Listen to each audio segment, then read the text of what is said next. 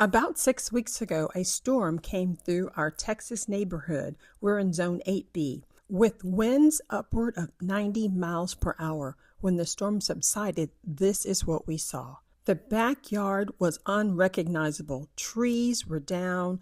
3 or 4 trees had broken down the fence.